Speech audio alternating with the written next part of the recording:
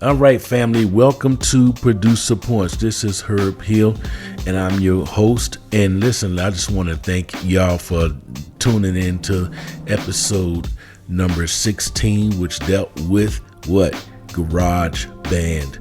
Garage Band is great for what it does. It is the prerequisite to Logic, which I have open right now. I want to give a shout out to Fatima, my daughter in the faith. I just wanted to do this because she requested that I do this. So what we have here is an older copy of Logic. I will be having, within 2 weeks, I will have the newer version of Logic Pro X. So, I mean, pretty much it is what it is, and we're just gonna work with what we got right now. I'm dealing with a older MacBook Pro, so I can't get a newer copy until 2 weeks when I pick up my 2019 I think it's an Intel 9 or whatever the case may be. But again, I just want to thank everybody for tuning in back again. I'm back in 2024 and we're going to get straight into it. So listen, I made a track last night and I called it Master B, The Return of Master B. That was my former DJ name back when I was in the world, and I just did it, to make bedded music and stuff like this. But what I want to show you is the basics of EQing your track. Now, what is EQ is? It's basically called equalization, and basically that's what you're doing. You're equalizing things and elements in your mix. Okay. So what I wanted to do, as you can see, I'm gonna turn this EQ off. Press here. So this is Logic Pro X. It is an older version. This version is like 4 years old. So it when I get the new version, it ain't gonna be too much of a difference. Like aesthetics, some things have changed for the good. I've looked at the newer version. It is off the chain, so I can't wait to get this computer on today. So listen, if you look at, let me break it down in layman's terms, what the EQ does. Okay, so what happens is, if you notice, you see something that says 20. You see something that says 30. You see something, let me get my mouse here. You see something that says 20. You see something that says 30. You see something that says 40, 50, 60, 80, 100, 200, 300, 400, 500. I think that's 990. 800, 1K, 2K, 3K, 4K, 6K, 8K, 10K, and then 22K. All right. So if I break these down into sections, so this section right here would be low, low, sub low, low, mid low, mid high, then high over here. Okay, so that 20K and 16K and above will be high. Some of the stuff we can hear depending on your hearing. Some people can't hear that. Okay, so what I'm gonna do is I'm gonna just hit the play button real quick. This a kick drum I sampled from a James Brown record. But I want you to hear the frequency first, and then I'm going to break down. I'm going to use the analyzer to break down how frequency actually works, okay? Now, it sounds very thin, okay? So what I'm going to do is I'm going to turn the spectrum analyzer so you can kind of get a feel for what's going on, okay? So I'm going to stop it and I'm going to get my mouse pointer right here. See, this is where the strength of this kick drum is. It's between 120 and 250. So that's the peak of that particular instrument, even though it sounds very paper thin. So back in the 60s, miking techniques and even EQ and preamps weren't that great like that, depending on if you were black artist, white artist, whatever the case may be, what your budget was. So where does this help in? Okay, I do like this kick because it has that papery sound, but I want to put a little bit more punch. Now what I want to do is I got this in loop mode in Logic. I want you to hear a kick that I complemented with this kick. And I call it the bottom feeder kick.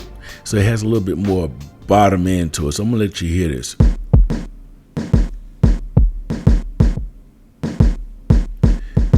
Now I'm not gonna bring that EQ analyzation up to analyze that big bottom that you're hearing it to complement this paper thin. What I'm gonna do is I'm gonna put it on loop, and I'm gonna try my best to get some low end out of this paper kick from the James Brown sample. So I'm gonna let it play for a little bit. Here we go. And I'm gonna start. Now see, if you see right up in here, I got a lot of low end rubbish that's going on up in here. So what I'm gonna do is I'm gonna go here. This is called low cut. I don't need that 40 hertz, that 30 hertz, that 20 hertz. So I'm gonna low cut it, okay? So I'm gonna low cut at about 40, and I'm gonna set my EQ about around 55, 60, and I'm gonna try to make it give me some low end. Give me a second. Okay, I'm gonna have to take it up just a little bit, maybe to 80. See if I can get some kick out of that. Now, this right here at the bottom, this number, this is the volume. This is called the Q. So the Q is gonna lock that frequency I just put in 85.5 hertz, and I'm gonna boost it to get a little something out of it. Maybe I could take it down just a little bit to capitalize on that. Now, if you notice this little red dot right here, that red dot is killing everything below about 50 hertz. So 50 hertz down, I'm getting all that little rubbish down at the bottom. I'm taking it down with this low cut, that red notch right there. Now you hear this low end stuff that's going on. So what I'm gonna do is I'm gonna high cut it, right? I don't need all that. I don't need all that that's going on in that kick. I just need that kick to concentrate on what I needed to concentrate on. Okay, so I'm gonna go here to about, take this, maybe put it at right here at where it starts peaking down. I'm gonna cue it, basically just narrow in the frequency. That's what Q does, it narrow ends the frequency, and I'm gonna boost it. So I get a little bit more paper attack in there. So now what I'm gonna do is I'm gonna turn the volume up. So that's pretty decent. Okay. Now I'm gonna add the bottom feeder kick.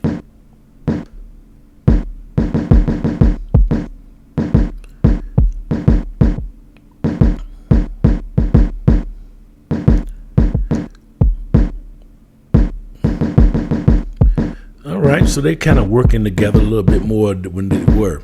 So let me break it down. So now you notice, like on this kick right here, I did a lot of low cutting because I didn't want the frequencies from the Stubblefield kick to try to override the low end that's coming from the bottom feeder kick.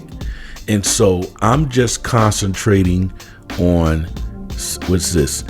I'm concentrating here at about 75 75 hertz to about 300 hertz, because I'm really concentrating on the papery, but getting a little bit of low end, so that way I'm not colliding with the bottom feeder kit that's right below it. Okay, so you got a good happy medium between the bottom feeder and the stubble field kit. Okay, so let's talk about this. I'm gonna show you this line. I'm gonna take the EQ off, the low cut off for a quick second to show you something.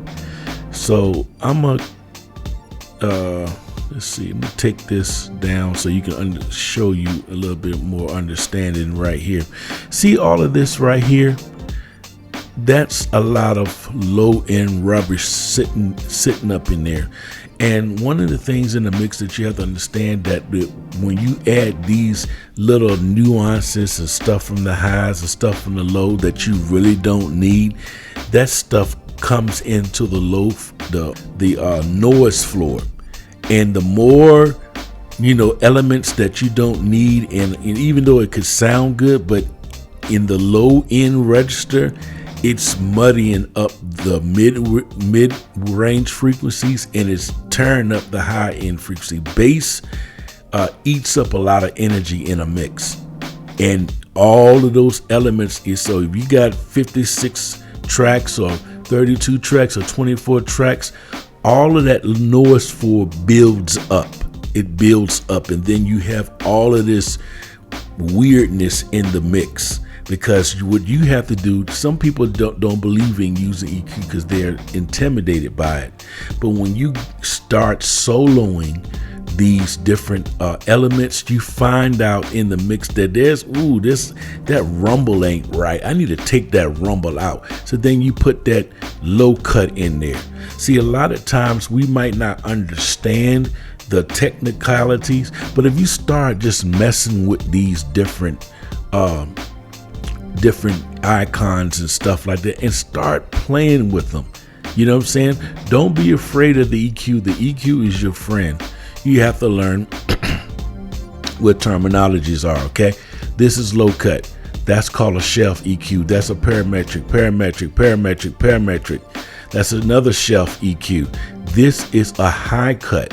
So when you learn these different tools that's in your toolkit, it helps you to become a great engineer and mixer. Okay, so just because you got let's just kill this nomer. Okay, just because you got a computer don't mean you're an engineer. Okay, sometimes now, just because I showed you these things, it takes time for your ears to develop. You know what I'm saying? Bad monitor. If you have bad monitors, they can literally, they can hurt you. If you have too good of monitors, they can hurt you. Same thing with headphones. Cheap headphones will produce cheap results. If you have headphones that are well balanced, flat, like the Sony 7506s, that's what I use to do my mixes with most of the time. But then sometimes I cheat, you know what I'm saying?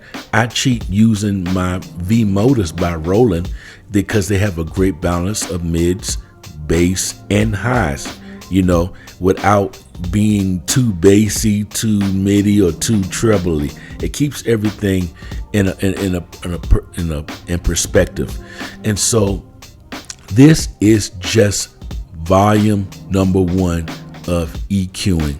So let's go back into it again. So say, for instance, you see all this rumble. If I did not low cut this, all this rumble right here, just imagine if you had 50 something tracks, and every kick or whatever you had, like an instrument, had all of this low end frequency sitting up in every track, and it just, every time it just builds. And then the next thing you know, you're listening to it. It's like, what is going, my mix sounds wobbly. It's got this low, my subwoofers are freaking out. Why? Because this has not been handled.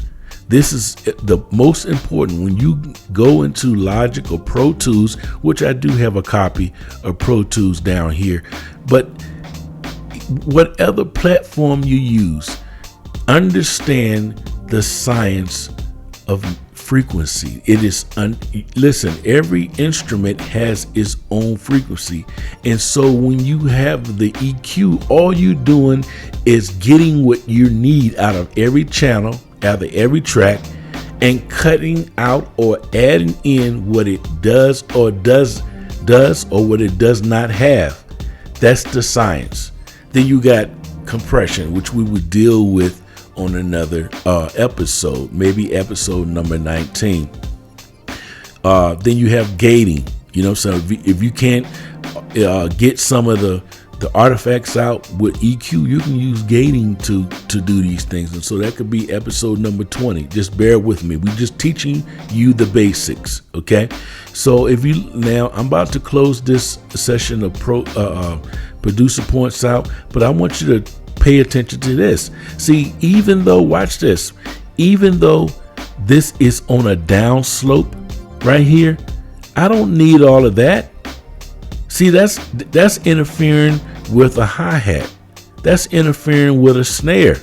You low cut what you don't need. Being said, you be blessed, and I see you in the next producer points. You be blessed, okay? All right, bye-bye.